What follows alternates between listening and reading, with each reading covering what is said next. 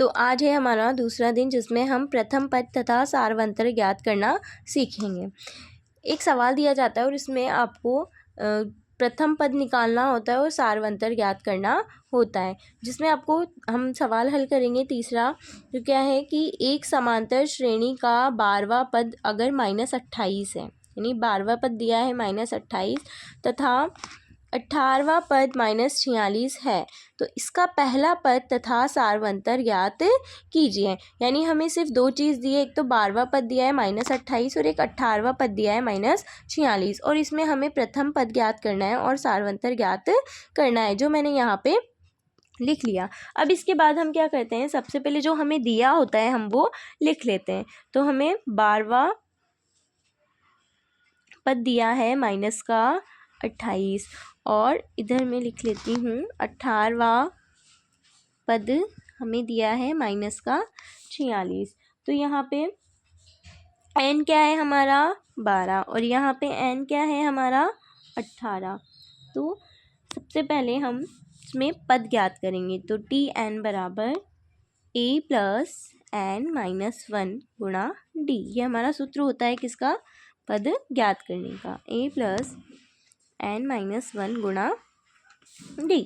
अब यहाँ पे अब Tn हमें दिया है, यानी n 12वां पद हमें दिया है, कितना दिया है -28, तो इसमें हम -28 रखेंगे।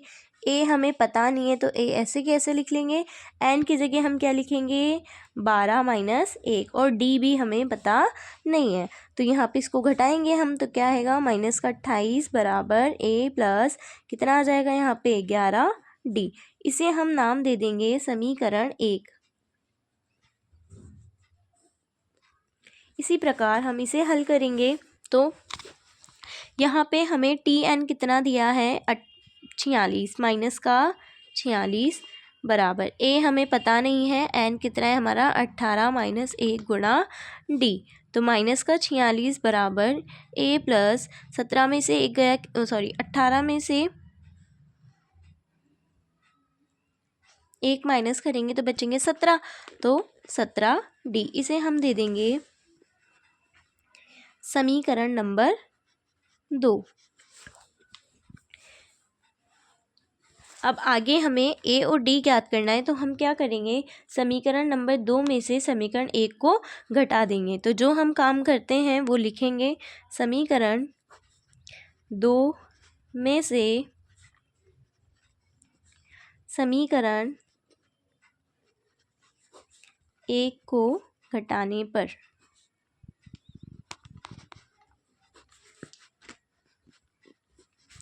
तो सबसे पहले हम समीकरण 2 लिख लेंगे। समीकरण 2 क्या है हमारा, माइनस का 46 बराबर a प्लस 17d, और समीकरण 1 क्या है, माइनस का 28 बराबर a प्लस 11d। अब इसको हम जब घटाते हैं तो हमने पिछले जो चैप्टर हमने पढ़ा था रैखिक समीकरण, उसमें आपको बताया था कि जब भी हम रैखिक समीकरणों को क्या करते हैं, घटाते हैं, तो जो नीचे वाली समीकरण होती है उसके चिन्ह हम बदल देते हैं। तो जो जैसे यहाँ पे प्लस का 11 है तो इसे हम माइनस कर देंगे, इसे भी माइनस कर देंगे, और ये माइनस है तो इसे प्लस कर देंगे। ठीक है, तो यहाँ हम देखेंगे कि एक a प्लस का है, एक a माइनस का है, तो ये आपस में कट जाते हैं। यहाँ पे एक प्लस है, एक माइनस है, अलग अलग चिन्ह है, तो हम इसको घटाएंगे। तो 46 में से 28 गए तो हमारे बचेंगे 18, किसके बचेंगे, माइनस के, क्योंकि 46 बड़ा है, और इधर ये भी प्लस का है और ये माइनस का है, तो इनको घटाएंगे, घटाने पे हमें बचेगा 6d। अब यहाँ पे हमें d का मान ज्ञात करना है, तो हम इस 6 को इधर ले आएंगे। अब देखिए 6 और d दोनों के बीच में कोई चिन्ह नहीं है, इसका मतलब ये गुणा में है। गुणा में है तो जो 6 है वो जब हम इसका पक्षपांतर करेंगे तो ये किस में आ जाएगा, भाग में। तो माइनस का 18 बटा 6 बराबर d। अब 6 का भाग हम 18 में देंगे तो 6 के पाड़े में 18 3 बार आता है, तो d का मान कितना आया, माइनस है तो माइनस का 3। यानी हमसे दो चीज़ पूछी थी, सार्वंतर और प्रथम पद, तो हमने सार्वंतर तो ज्ञात कर लिया माइनस का 3। अब हमें ज्ञात करना है प्रथम पद। तो प्रथम पद ज्ञात करने के लिए हम समीकरण 1 या 2 किसी में भी हम d का मान रख देंगे। तो यही कर देती हूँ, समीकरण 1 में d बराबर -3 रखने पर, ठीक है। तो पहले समीकरण उतार देती हूँ मैं। -28 बराबर a + 11d। तो -28 बराबर a + 11, 11 और d गुणा में है तो 11 गुणा -3। तो 11 को 3 से गुणा करेंगे कितना आ जाएगा, +-33, ठीक है। प्लस माइनस करेंगे तो कितना आ जाएगा,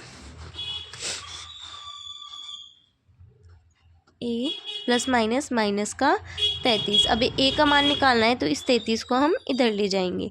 तो -28 माइनस है तो किसका हो जाएगा, प्लस का, बराबर a।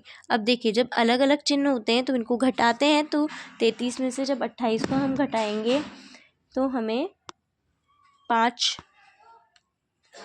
मिलेगा, यानी a का मान कितना आएगा, 5। तो जो हमसे पूछा था वो हमने ज्ञात कर लिया है, यानी हमारे पास में जो प्रथम पद था वो कितना आया है, 5। और d हमने कितना ज्ञात किया था, -3, यानी हमने दोनों चीज़ों को ज्ञात